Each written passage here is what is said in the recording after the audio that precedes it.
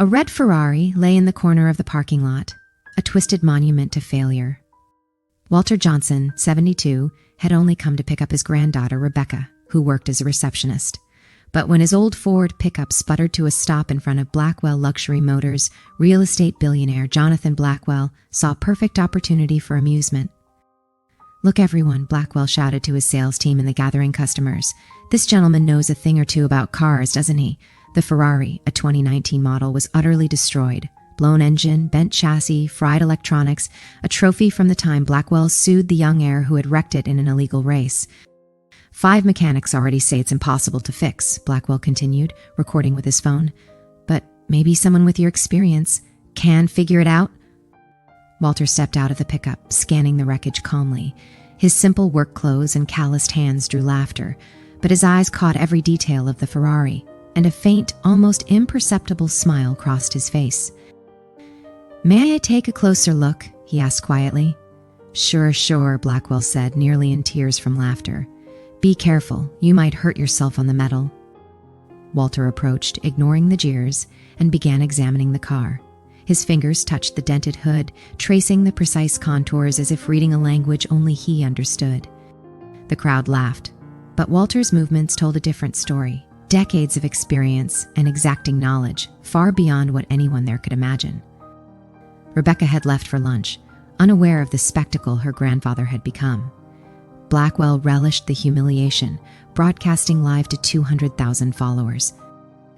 But Walter worked with focus, removing the control panel and examining the engine with surgical precision. "Hey, old man," shouted a salesman. "My dad owns a bike shop. I can get you a job if this doesn't work out." Walter didn't look up. At 72, he had learned that dignity was in actions, not words, and in those actions he told a story no one expected. Walter had spent 45 years as chief engineer for Ferrari's racing engine division in Italy, designing engines and training engineers, earning international awards.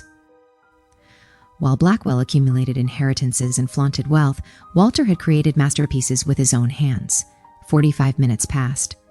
Walter finally spoke. "Mr. Blackwell, may I ask you something? Have you ever built anything yourself?" I built a real estate empire," Blackwell stammered. "No," Walter said, calm but firm. "That's buying. Building is creating something from nothing, something real that bears your signature." Silence fell. Walter removed a specific tool, a Phillips 2 screwdriver with an insulated handle, from the red bench without looking up. Every movement precise, every gesture deliberate. The crowd, once mocking, now watched uneasily. Rebecca returned from lunch, her face pale. Seeing her grandfather at the center, she realized why he had never revealed his full identity to Blackwell. She decided to watch silently. Walter accessed the Ferrari's main electrical system. "Do you know the problem?" he asked. "This engine wasn't destroyed in an accident. It was sabotaged." Gasps ran through the crowd. Blackwell laughed nervously, but Walter continued. "The wires were cut and burned to mimic overheating.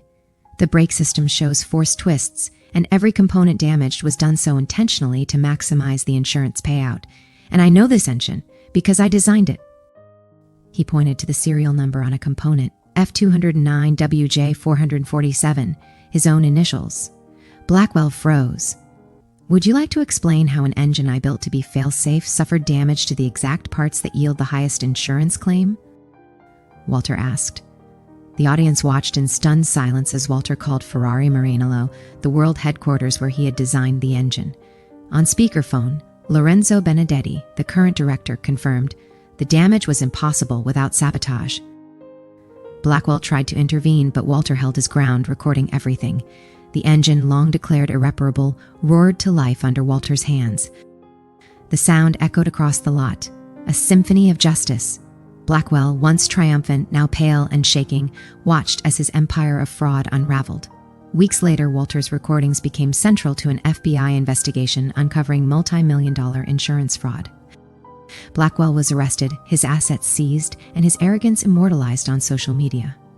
Rebecca was promoted to general manager of the dealership, now renamed Johnson Premium Motors, with integrity as its foundation. Walter's story inspired young people worldwide. His garage became a school for aspiring engineers. He taught patience, precision, and respect for one's craft. Marcus, a 17-year-old student, learned the most important lesson: true strength, ISNT, responding in anger. It's building something so strong that no words can destroy it. Walter, 73, wakes up every day knowing that integrity, humility, and knowledge are the most powerful engines of all. Blackwell's empire is gone, but the legacy Walter built with patience, skill, and dignity will last forever.